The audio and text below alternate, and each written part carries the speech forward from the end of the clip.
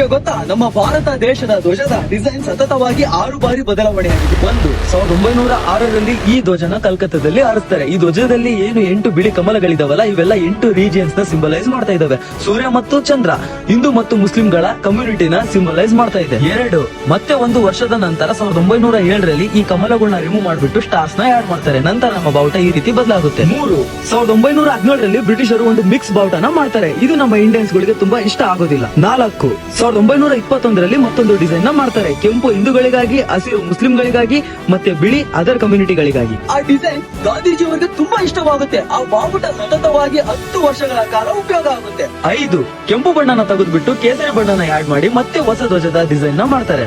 1947ರಲ್ಲಿ ನಮಗೆ ಸ್ವತಂತ್ರ ಸಿಕ್ಕ ಮೇಲೆ ಮತ್ತೆ ಡಿಸೈನ್ ಬದಲಾವಣೆ ಆಗುತ್ತೆ.